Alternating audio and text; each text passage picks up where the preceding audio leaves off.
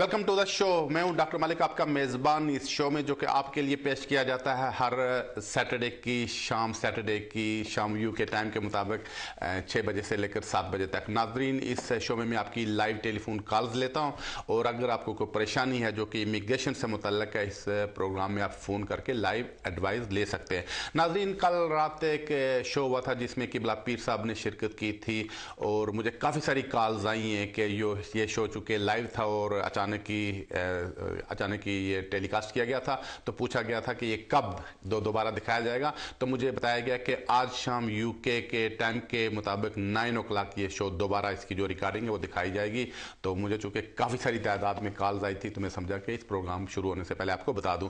नाज़रीन, जैसा कि मैंने पहले जिक्र किया, इस प्रोग्राम में मैं आपकी लाइव टेलीफोन कॉल लेता हूँ। तो बेशुमार कॉलर्स होते हैं जो कि प्रोग्राम का सिलसिला शुरू होने से पहले लाइन्स के ऊपर होते हैं। देखते हैं हमारे आज के पहले कॉलर कौन है। जी फरमाइए। हेलो, अस्सलाम वालेकुम। वालेकुम सलाम। डॉक्टर साहब, आपसे कुछ 2 क्वेश्चन पूछने थे। जी फरमाइए। वो प्लीज बता दीजिएगा। फर्स्ट क्वेश्चन तो ये था कि एक छोटे भाई को हमने इधर तालीम के सिलसिले में बुलाया था। ठीक। वो खुद ही आया था वहां से, पाकिस्तान से अप्लाई करके। अच्छा। तो फिर इसने दोबारा एक्सटेंशन के लिए अप्लाई किया दूसरे कोर्स में। तो उसकी जो स्टेटमेंट थी वो तकरीबन 3 दिन की कम थी। तो फिर होम ऑफिस ने वो केस जो था वो रिजेक्ट कर दिया। ठीक, तो अभी सवाल क्या है आपका? तो फिर वो कोर्ट में गया, तो कोर्ट में से अपील अलाउड हो गई थी। ठीक। तो फिर जो है ना, होम ऑफिस ने कहा कि भाई हम ये डिसीजन नहीं मानते। तो वो फिर ट्राइब्यूनल में गए। अब उसकी हेयरिंग है 6 नेक्स्ट मंथ 6। तो हमें बताएं प्लीज, इस केस में क्या हो सकता है? जी, आपकी कॉल का शुक्रिया। असल में जो रिक्वायरमेंट्स होती हैं, जो जब कोई स्टूडेंट यहाँ पढ़ने के लिए आया टीयर 4 में, वो अगर यहाँ पे एक्सटेंशन के लिए अप्लाई करे तो उसमें उसके जो पैसे, इस वक्त अगर कोई लंदन में या 2000 पाउंड है जो कि 28 दिन से ज़्यादा बैंक में हो, तो वो अगर आप रिक्वायरमेंट्स पूरी ना करें तो बात करते इमिग्रेशन ऑफिसर हैं वो रिफ्यूज़ कर देते हैं आपका केस। फिर आपको कोर्ट में जाना पड़ता है। तो आगे जज की मर्जी पे होता है। अगर जज समझे ऐसे हालात तो वो अलाउ कर देता है उसमें अपील। तो आपके हक में फैसला हो गया था, लेकिन होम ऑफिस ने समझा फैसला सही नहीं, उसके खिलाफ उन्होंने अपील किया अपर ट्राइब्यूनल में। अब मैं आपको यही कह सकता हूँ कि किसी अच्छे बैरिस्टर, तजर्बाकार बैरिस्टर को कोर्ट में ले जाएं और वो जो ट्राइब्यूनल 3 जजेस का होता है तो वो बैठेंगे और वो इसका डिसीजन करेंगे। अगर किसी वजह से वहाँ से भी वो केस आपका फ़र्ज़ करें जिस पार्टी के खिलाफ फैसला हो जाता है तो वो आगे कोर्ट ऑफ अपील में भी जा सकेगी। कॉल का शुक्रिया। नाज़रीन, देखते हैं हमारे अगले कॉलर कौन है। जी फरमाइए। वालेकुम सलाम। Yes sure, go ahead. The thing is, I'm going to apply for my indefinite leave remain based on long residency, 10 years. But I got a problem. It's 7 years back, I had a 5 days gap between one of my visa extension. 5 years gap? 5 days gap. Okay, 5 days gap. Yeah. Okay. And the thing is, I didn't knew that I had a gap. I just came to know that after I received my SR file from the Home Office. Okay, so what's the question now? Question is now, in my last 2 previous application, there was a question was you had a gap in overstaying in your visa extension. I said no. So now if they can catch me, I give them wrong information in my previous application. I haven't had any gap. So have you already made application or not yet? No, I haven't made. Okay, thank you for your call. Basically, if there's any gap for 5 days time, I don't think so it will matter. Sometime what Home Office does, sometimes they do refuse application, but if you go to the court or challenge it in the court, so there are more chances from the court to win the case. So in my view, 5 days gap shouldn't be a big thing, because the purpose of the rule was that 10 years is a long period when you stay here, when you spend your life here, and you establish your links here, establish your life here. On this ground, this rule was made. So my advice, just make an application and then see what happens. So if application is refused, you will have avenues to challenge this decision. Thank you for the call. नाज़रीन, देखते हैं हमारे अगले collar कौन है। जी फरमाइए। जी अस्सलाम वालेकुम। वालेकुम सलाम। जी, मुझे तकरीबन ये 2000 में आया था मैं यहाँ पे। अच्छा। तो मुझे तकरीबन 13 साल होने वाले हैं इस मुल्क में रहते हुए। जी। तो 3 साल पहले मैंने एक इंग्लिश गर्ल के साथ अपना रिलेशनशिप रखा। तो अभी मेरा एक बेटा है जो कि 3 साल होने वाला है। अच्छा। तो मैंने एप्लीकेशन डाली हुई है ह्यूमन राइट्स की, ठीक। जिसके ऊपर क्योंकि मैं अपनी लड़की के गोरी के साथ नहीं रहता, मैं भी सेपरेट रहता हूँ, लेकिन बच्चा जो है वो 3 दिन मेरे पास होता है। अच्छा। तो वो उस गोरी ने भी लिख दिया था कि मुझे बच्चा जो है 3 दिन मेरे बाप के पास होता है। ठीक है, तो अभी आपका सवाल क्या है? जी, अभी आपका सवाल क्या है? मेरा सवाल ये है कि मैंने अभी अप्लाई किया ह्यूमन राइट्स के ऊपर, कि बच्चे की बेस के ऊपर, तो इस पे क्या आपको पता है क्या होगा? जी, आपकी कॉल का शुक्रिया। असल में शुरू में ऐसा कानून होता था, ऐसे रूल होते थे कि आप सिर्फ बीवी की बेस पे यहाँ पे रह सकते थे या खामद की बेस पे रह सकते थे, लेकिन फ्यू ईयर्स बैक तो नया कानून आ गया था कि अगर आपका बच्चा यहाँ पे है और आपको एक्सेस है बच्चे तक, कोर्ट के थ्रू आपने कोर्ट ऑर्डर भी ले रखा है और आपको एक्सेस है, तो उस ग्राउंड के ऊपर आपको स्टे मिल सकता है। तो ऐसी सूरत में इमिग्रेशन वाले आपको शुरू में 1 साल का स्टे देते हैं, 1 साल के बाद आपको इंडेफिनिट स्टे दे देते हैं। तो मुझे यकीन है कि आपको यहाँ पे साल का स्टे मिल जाएगा। कॉल का शुक्रिया। नाज़रीन, देखते हैं अगले कॉलर कौन है। जी फरमाइए। जी अस्सलाम वालेकुम। वालेकुम सलाम। मलिक साहब, मैंने आपसे ये पूछना था कि मैं स्पाउस वीजा पर आई हूँ तकरीबन 2 साल पहले। मेरे साथ मेरे 2 बच्चे आए थे। एक बच्चे की उम्र 6 साल है इस वक्त और एक की 4 साल है। बच्चे की पैदाइश के वक्त जो मेरे हस्बैंड के पास इंडेफिनिट था और बेटी की पैदाइश के वक्त उनके पास नेशनैलिटी थी, लेकिन इस वक्त मेरे दोनों बच्चों के पास पाकिस्तानी पासपोर्ट है। तो क्या हमें क्या करना चाहिए यहाँ पर रजिस्ट्रेशन के हवाले से? बच्ची के मामले में क्या करना चाहिए और बेटे के मामले में क्या करना चाहिए? जी, आपकी कॉल का शुक्रिया। अगर तो आपके बच्चे यहाँ पे पैदा हुए होते तो फिर तो आप उनके लिए ब्रिटिश नेशनलिटी के लिए, ब्रिटिश पासपोर्ट के लिए अप्लाई कर सकते थे। चूंकि वो मुल्क से बाहर रहे हैं, पैदा हुए हैं, मुझे जहाँ तक लगता है आपकी बात से, इस वजह से वो डायरेक्ट ब्रिटिश नेशनलिटी नहीं ले सकेंगे। या तो अगर आप पाकिस्तान में अगर बच्ची पैदा होने से पहले अगर इनके बाप को ब्रिटिश नेशनलिटी मिल गई थी, वहाँ अगर पासपोर्ट के लिए अप्लाई करते हैं तो डिफरेंट बात है, वो अपनी एप्लीकेशन नहीं दी है। तो अब आपकी नेशनलिटी होने दें तो उसके बाद फिर उनके लिए सोचें। कॉल का शुक्रिया। नाज़रीन, देखते हैं हमारे अगले कॉलर कौन है। जी फरमाइए। हेलो जी फरमाइए। अस्सलाम वालेकुम मलिक साहब, मेरा नाम एजाज है। मैंने यहाँ पर अपना मास्टर्स किया, उसके बाद पोस्ट स्टडी वर्क परमिट पे अभी जॉब कर रहा हूँ। अच्छा। मेरा पोस्ट स्टडी वर्क परमिट अगले साल 31 अगस्त को खत्म होगा, तो मेरे लिए यहाँ पे इस हालत में आगे एक्सटेंशन का क्या जरिया है? जी, आपकी कॉल का शुक्रिया। असल में आपके लिए तकरीबन यहाँ पे 3 चांसेस हो सकते हैं, 3 आगे हैं रास्ते। एक तो ये कि अगर आपका एम्प्लॉयर आपको जॉब देना चाहे तो वो आप टीयर 2 पे चेंज कर सकते हैं, या फिर दूसरा कि आपके पास 50,000 पाउंड है तो आप इसको टीयर 1 पे जा सकते हैं। तो आखिरी ऑप्शन यह कि आप वापस स्टूडेंट भी जा सकते हैं। कॉल का शुक्रिया। नाज़रीन, देखते हैं हमारे अगले कॉलर कौन है। जी फरमाइए। जी वालेकुम सलाम। हाँ, मसला ये है कि एक मेरा भाई है। अच्छा। हाँ, वो उसका वीजा खत्म होने में 3 महीना बाकी है। अच्छा। उसको लेकिन यहाँ से कनाडा के लिए अप्लाई करना है कॉलेज में, तो क्या पॉसिबल है? उसको आए हुए कितना अरसा हो गया है? उसको तो डिग्री खत्म कर दिया उसने, इधर ही किया है। डिग्री उसने कब खत्म किया? अभी 3 महीने। जी, आपकी कॉल का शुक्रिया। ज़्यादा बेहतर आप किसी वकील से जाकर मिलें, क्योंकि इसमें काफ़ी सारी चीज़ें, कोई भी वकील आपको एडवाइस करेगा, कोई भी सॉलिसिटर आपको एडवाइस करेगा, उसको काफ़ी सारी चीज़ें पहले आपसे पता करना पड़ेंगी। तो ज़्यादा बेहतर आप किसी अच्छे वकील से जाकर मिलें, उनसे एडवाइस ले लें, वो आपको बताएंगे उसके लिए क्या रास्ता मौजूद है। कॉल का शुक्रिया। नाज़रीन, देखते हैं अगले कॉलर कौन है। जी फरमाइए। जी, मुझे लगता है कॉल ड्रॉप हो रही है। देखते हैं हमारे अगले कॉलर कौन है। जी फरमाइए। अस्सलाम वालेकुम मलिक साहब। वालेकुम सलाम। सर, मेरा एक क्वेश्चन ये है कि मैं इधर स्टूडेंट वीजा पे आया था।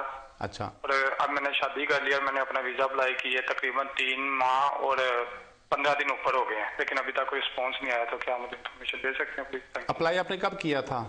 मैंने तकरीबन किया था मई में किया था। चलो ठीक है जी, आपकी कॉल का शुक्रिया। अच्छी बात है कि आपने मई में अप्लाई किया था, चूंकि 9 जुलाई के बाद इस सिलसिले में रूल्स काफ़ी सख्त हो गए थे।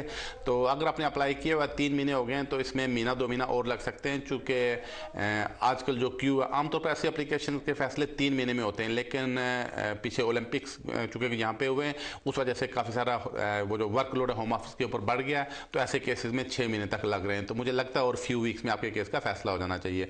कॉल का शुक्रिया। नाज़रीन, देखते हैं हमारे अगले कॉलर कौन है। जी फरमाइए। हेलो, अस्सलाम वालेकुम। वालेकुम सलाम। तो सर, मेरी कॉल काट गई थी। आगे एक सवाल पूछा था, वो जवाब मिल गया। दूसरा क्वेश्चन पूछना था वालदा के लिए। जी। तो वो पाकिस्तान से एज ए विजिटर आई थी, तो तो यहाँ पे हमने उनके लिए अप्लाई किया था सेटलमेंट के लिए। अच्छा। तो इनकी एज नियरली 65 थी। तो जब केस हमने किया तो होम ऑफिस ने रिजेक्ट कर दिया था। फिर उसके बाद फर्स्ट इसकी ट्राइब्यूनल में गए, वहां से भी रिफ्यूज हो गया। फिर उसके बाद अपर ट्राइब्यूनल में गए, वहां रिफ्यूज हो गया। फिर उन्हें अपर ट्राइब्यूनल ने हमें ऑप्शन दिया कि अगर उनका एक और जो बेटा है पाकिस्तान में रहता है, वो अगर आ गया है तो आप दोबारा अप्लाई कर सकते हैं। फिर हमने वो उनके लिए जो है ना फर्दर लीव जो है एप्लीकेशन हमने डाली है। तो उसके बेस पे वो क्या हमको अलाउड कर सकते हैं वीजा? जी, आपकी कॉल का शुक्रिया। असल में पिछली दफ़ा आपके चांसेस ज़्यादा नहीं थे, क्योंकि उसमें जो रिक्वायरमेंट्स थी वो ये थी कि उनका पाकिस्तान में कोई बेटा ना हो और उनकी उम्र 65 से ज़्यादा हो। तो आप कहते हैं नियरली 65 थी, इसका मतलब है कम थी। तो यही वजह कि आप जो रिक्वायरमेंट्स कानून की वो अगर पूरी ना करें तो एप्लीकेशन रिफ्यूज़ हो जाती है। तो अभी आप डिपेंड है सर्कमस्टांसिस पे। वैसे अगर उनकी उम्र अब 65 साल से ज़्यादा हो गई है तो चांसेस है उनको यहाँ पे स्टे मिल जाएगा, उनको वापस नहीं भेजेंगे। चूँकि ये कौम अफसालों की एक पॉलिसी भी है कि अगर किसी के माँ बाप यहाँ पे रह रहे हों और वो 65 साल से ज़्यादा के हों तो उनको यहाँ से वापस नहीं भेजा जाता या डिपोर्ट नहीं किया जाता या उनको यहाँ से रिमूव नहीं किया जाता है। कॉल का शुक्रिया। नाज़रीन देखते हैं अगले कॉलर कौन है। जी फरमाइए। हेलो जी। जी, मेरा नाम गगनदीप कौर है। जी फरमाइए। मैं यहाँ पर स्टूडेंट वीज़े पे हूँ। अच्छा। और मेरे हस्बैंड यहाँ मेरे डिपेंडेंट हैं। जी, बात यह है कि मेरे इस साल बेबी हुआ है और मैं श्योर नहीं हूँ कि जो बेबी का बेनिफिट मिलता है 20 पाउंड वो हमें मिल गया है। हमें लेटर आया कि वो आपको ले सकते हैं और आपकी बैंक में इस तारीख को आ जाएंगे। लेकिन मैं श्योर नहीं हूँ हमें वो लेना चाहिए या नहीं लेना चाहिए, और अगर हमने लिया तो हमें कोई वीजा एक्सटेंशन में कोई प्रॉब्लम होगी आगे ऐसे कुछ भी। जी, आपकी कॉल का शुक्रिया। आप ये बेनिफिट्स लेने को अलाउड नहीं। आपके पासपोर्ट के ऊपर भी और हस्बैंड के पासपोर्ट के ऊपर भी स्टैंप लगी हुई है कि आप ऐसा बेनिफिट्स नहीं ले सकते हैं। तो अगर आपने लिया है तो ये कानून की खिलाफ वर्जी है। तो अगर इमिग्रेशन को पता चल गया तो आपको वीज़ा आगे नेक्स्ट नहीं देंगे, बल्कि ये वीज़ा भी कैंसिल कर देंगे। और मेरा आपको ये मशवरा है कि बेनिफिट्स इमीडिएटली स्टॉप कर दें, जो आपने गलती से लिए हैं वो उनको रिफंड कर दें, तो फिर शायद कोई बात बन जाए। कॉल का शुक्रिया। नाज़रीन देखते हैं अगले कॉलर कौन है। जी फरमाइए। अस्सलाम वालेकुम। वालेकुम सलाम। मलिक साहब, मैं 1999 से यहाँ पे हूँ। अच्छा। पहले मेरा केस 2004 में खत्म हो गया था और उसके बाद मैं वैसे ही इलीगल रहता रहा हूँ। अच्छा। फिर मैंने लेगेसी में दी थी एप्लीकेशन और मेरा लेगेसी में अभी तक कुछ नहीं हुआ। अभी तक मेरी पेंडिंग है। वो आप कहते हैं वो लेगेसी खत्म हो गई है। फिर मैंने उम्मीद लगाई शायद 14 साल मुझे हो जाए। 13 साल तो हो गए थे, लेकिन 14 साल भी खत्म हो चुके हैं, वो उन्होंने खत्म कर दी है। अब इसका क्या हो सकता है? मैं किडनी का पेशेंट हूँ, ऑन डायलिसिस हूँ। तो आपने कभी असाइलम क्लेम किया था? असाइलम दिया 1999 में। जी, आपकी कॉल का शुक्रिया। असल में आप लेगेसी में आते हैं और लेगेसी में आते थे। 2006 में गवर्नमेंट ने स्कीम निकाली थी। अगर आपने 2006 में गवर्नमेंट को पुश किया होता, यूके बार एजेंसी को पुश किया होता तो आपका वीज़ा लग गया होता। तो 14 साल का कानून तो खैर ख़त्म हो चुका है। तो ज़्यादा बेहतरी है कि आप लेगेसी में अपने केस को पुश करें, उससे मुझे आपके चांसेस लगते हैं। कॉल का शुक्रिया। नाज़रीन देखते हैं अगले कॉलर कौन है। जी फरमाइए। अस्सलाम वालेकुम। वालेकुम सलाम। मलिक साहब, आपसे ये पूछना था कि मेरा पिछले साल इंडेफिनेट लगा था। मेरी शादी हुई थी 3 साल पहले। अच्छा। तो पिछले साल इंडेफिनेट लगा था, लेकिन उसके बाद मुझे बीवी ने घर से निकाल दिया था। अच्छा। तो अभी मैं इंडेफिनेट के लिए नवंबर में पासपोर्ट के लिए अप्लाई कर सकता हूँ, या उसके लिए मुझे मेरी बीवी का पासपोर्ट चाहिए होगा, या उसके लेटर चाहिए होंगे, या कुछ चीज चाहिए होगी उसकी? आप यूके में कितने अरसे से हैं? मैं यूके में अभी मुझे 5 साल हो गए। पहले मैं इधर स्टूडेंट आया था, तो फिर मैंने शादी कर ली। जी, आपकी कॉल का शुक्रिया। नहीं, इस सिलसिले में आपको मिसेज के पासपोर्ट या उसकी हेल्प की ज़रूरत नहीं पड़ेगी। तो अगर आपको जब इंडेफिनिट स्टे मिला था उसके 1 साल के बाद, जब जिस दिन आपको 1 साल पूरा हो, आप नेशनलिटी के लिए डायरेक्ट अपने राइट के ऊपर अप्लाई कर सकते हैं। वो एक रूल है कि अगर कोई यहाँ पे आए हुए 3 साल हो जाएं और वो शादी के बेस पे अगर एप्लीकेशन करना चाहे नेशनलिटी के लिए कर सकता है। लेकिन चूँकि आपको 5 साल से ज़्यादा का अर्सा हो गया, और इसमें मेरा आपको ये मशवरा है कि जो ही आपको इंडेफिनिट स्टे मिले हुए 1 साल पूरा हो जाए, आप नेशनलिटी के लिए अप्लाई कर दें। कॉल का शुक्रिया। नाज़रीन बढ़ते अगले कॉलर की तरफ। जी फरमाइए। हेलो, अस्सलाम वालेकुम। वालेकुम सलाम। जी, मेरा क्वेश्चन ये है कि मैं HSMP वीजे पर हूँ, टियर 1 जनरल पे, और इंडेफिनिट अप्रोच कर रहा हूँ। मेरा आ रहा है दिसंबर के अंदर, और जो मेरी बेसिक सैलरी है वो 22,000 पाउंड है। तो मेरा सवाल ये है कि मैं ओवर टाइम भी करता हूँ, तो वो ओवर टाइम उसमें काउंट होंगे या नहीं होंगे? जी, आपकी कॉल का शुक्रिया। असल में जो आपका पिछली दफ़ा आपने जो थ्रेशोल्ड दिखाया था वही आपको दोबारा दिखाना पड़ेगा। हाँ, आपकी जो भी इनकम है, जो आप टीयर 1 जनरल के ऊपर है, इसके ऊपर अगर आप काम करते हैं, पेड एम्प्लॉयड है, सेल्फ एम्प्लॉयड है, बिजनेस है, कोई पार्टनरशिप है, जो भी आपकी इनकम है, टोटल इनकम जो है वो इकट्ठी होके तो वो उसमें उसको काउंट किया जाता है। तो जो आपका पिछली दफ़ा जब एप्लीकेशन किया था, जो आपका थ्रेशोल्ड था, वही आप दोबारा होगा, ओवर टाइम उसमें आ जाएगा। कॉल का शुक्रिया। नाज़रीन, देखते हैं अगले कॉलर कौन है। जी फरमाइए।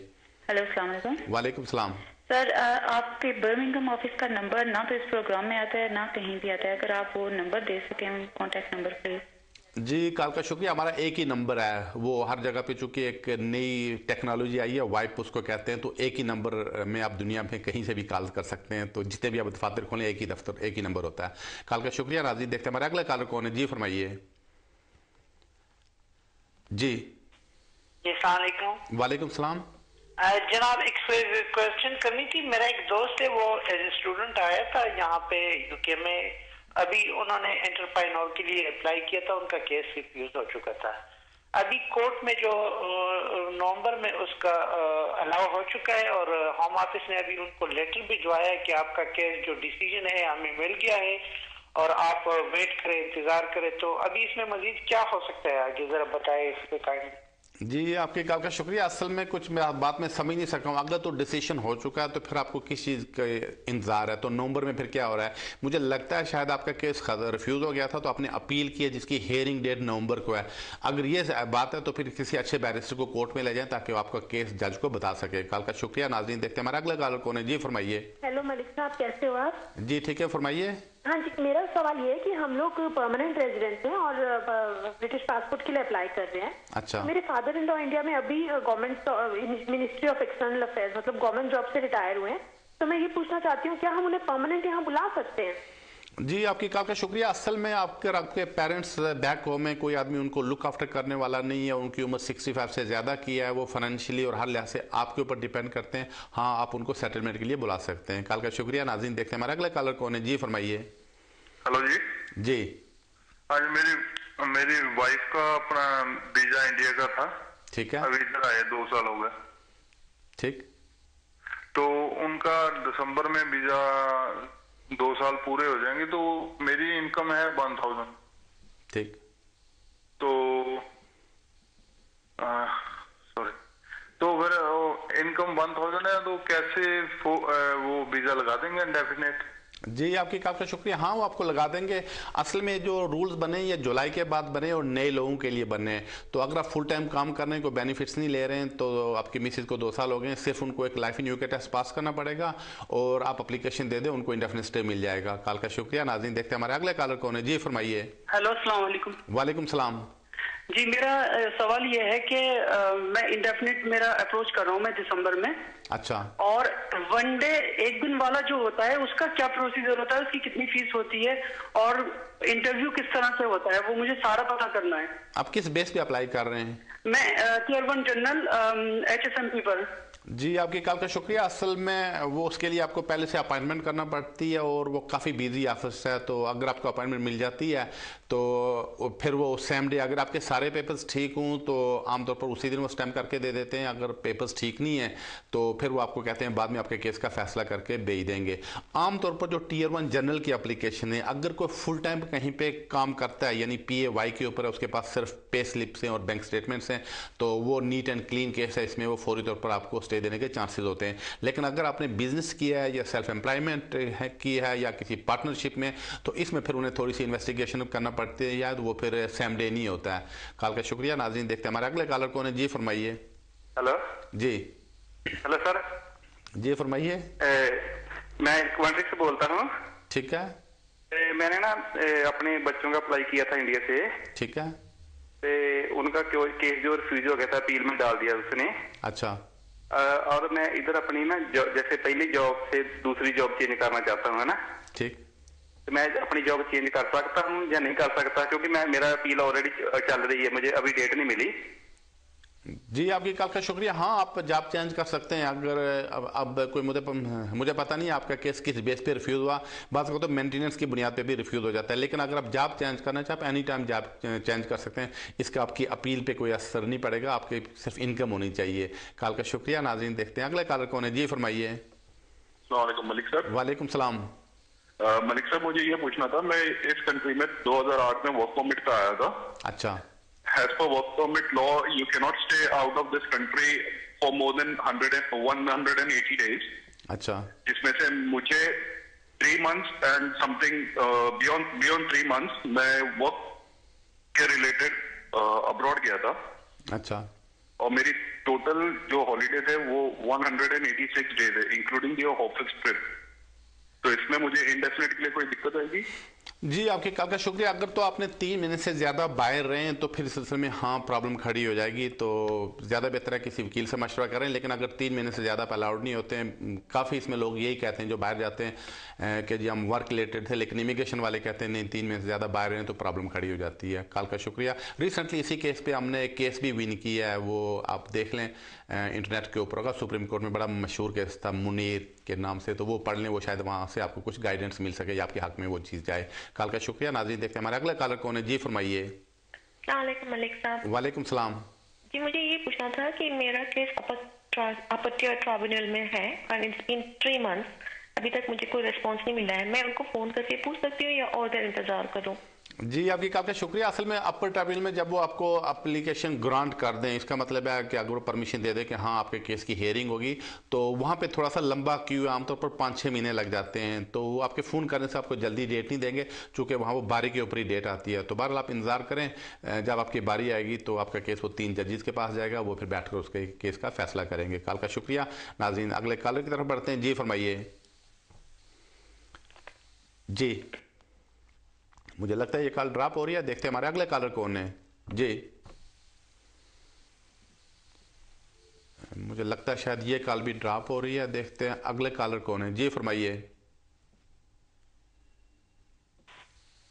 जी। हेलो। जी फरमाइए। हेलो, अस्सलाम वालेकुम। वालेकुम सलाम। क्वेश्चन करना था कि ब्रिटिश नेशनैलिटी के लिए जो आप केस देते हो, तो उसके लिए लाइफ इन यूके टेस्ट और एक इंग्लिश टेस्ट कह रहे हैं कि वो न्यू लॉ आ रहा है, तो वो लॉ कब तक आ रहा है? जी, आपकी कॉल का शुक्रिया। असल में ब्रिटिश नेशनलिटी के लिए काफ़ी अरसे से एक कानून बन चुका है कि अगर कोई ब्रिटिश नेशनलिटी के अप्लाई करना चाहे, उसको या तो लाइफ इन यूके टेस्ट यहाँ पे है वो पास करना पड़ता है, तो या फिर अगर वो कोई पास ना कर सके तो फिर ESOL फॉर सिटीजनशिप है, तो वो अटेंड करना, वो आपको कोर्स अटेंड करना पड़ता है। वो कोर्स अटेंड कर लें तो फिर वो जो सर्टिफिकेट इशू करेंगे वो काफ़ी होता है। लेकिन अगर किसी को इंग्लिश आती है तो वो life in UK test book करके जस्ट टेस्ट दे और सर्टिफिकेट लेकर अप्लाई कर दे। नाज़रीन, इसके साथ ही टाइम हुआ एक छोटी सी कमर्शियल ब्रेक का। आप TV देखते रहिएगा। ब्रेक के उस पार चंद मिनट्स में आपसे फिर मुलाकात होती है।